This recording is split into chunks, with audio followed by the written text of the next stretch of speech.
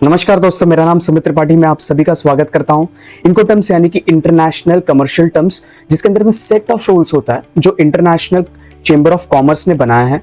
यहाँ पर सेलर और बायर के बीच में जो भी व्यापार होता है उसके ऑब्लिगेशंस और रिस्पॉन्सिबिलिटीज को डिफाइन किया जाता है। इनकोटर्म्स तभी लीगली एनफोर्सेबल है जब आप इसे कॉन्ट्रैक्ट में एक्सप्लिसिटली मेंशन करते हैं। Classification of Incoterms. Incoterms classified है 4 कैटेगरीज में, EFCD। ई का मतलब होता है डिपार्चर, यानी कि इसके अंदर इनकोटर्म्स आता है एक्सवर्क। एक्सवर्क का मतलब है कि सेलर की रिस्पॉन्सिबिलिटी होती है प्रोडक्ट को रेडी करना उनके प्रीमाइसेस तक, उसके बाद सभी रिस्पॉन्सिबिलिटीज बायर्स की होती है। कैटेगरी F यानी कि मेन कैरेज अनपेड, इसमें आता है FCA, FAS and FOB। FCA का मतलब होता है फ्री कैरियर। यहाँ पर जो सेलर होता है वो कोई भी डिफाइंड डेस्टिनेशन होता है वहां तक पहुंचाता है, जैसे कि पोर्ट का टर्मिनल हो सकता है या फिर एयरपोर्ट का टर्मिनल या फिर कोई वेयरहाउस। फिर आता है free alongside ship. Alongside ship का मतलब होता है कि शिप के ठीक बाजू में वहां पर जो भी रिस्पॉन्सिबिलिटी होती है पहुंचाने की वो होती है सेलर की, उसके बाद की रिस्पॉन्सिबिलिटी होती है बायर की। फिर आता है free on board. Free on board में जो रिस्पॉन्सिबिलिटी शिप पे लोड करने तक की होती है वो होती है सेलर की, उसके बाद की रिस्पॉन्सिबिलिटी पूरी होती है बायर की।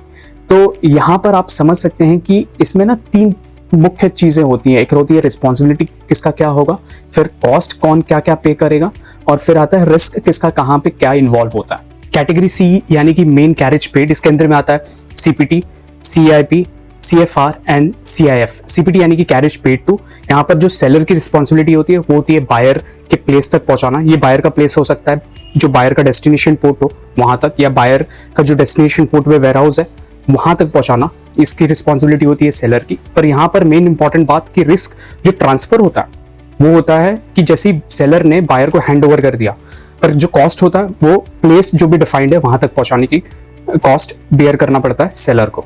इसके अंदर में अगर हमने इंश्योरेंस ऐड कर दिया तो ये होता है cost and insurance paid to, इसको बोलते हैं CIP। फिर आता है CFR। CFR का मतलब होता है कि कॉस्ट एंड फ्रेट। FOB में अगर हमने सी फ्रेट ऐड कर दिया तो ये होता है CFR।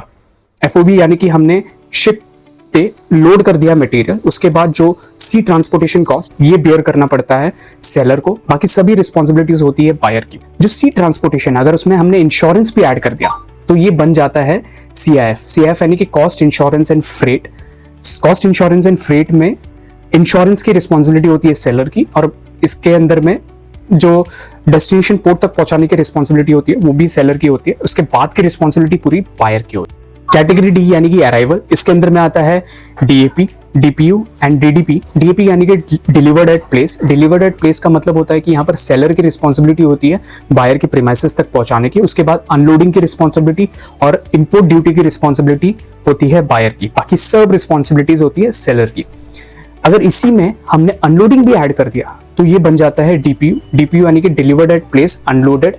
फिर लास्ट में आता है DDP। DDP यानी कि delivered duty paid. Delivered duty paid में यहाँ पर पूरी रिस्पॉन्सिबिलिटी सेलर की होती है, एक्सेप्ट अनलोडिंग करवाना जो प्रीमाइसेस पे पहुंचने के बाद होता है वो रिस्पॉन्सिबिलिटी सिर्फ बायर की होती है, बाकी सब रिस्पॉन्सिबिलिटी होती है सेलर की। अगर हम C मोड ऑफ ट्रांसपोर्टेशन की बात करें तो इसके अंदर आता है FAS, FOB, CIF, CFR।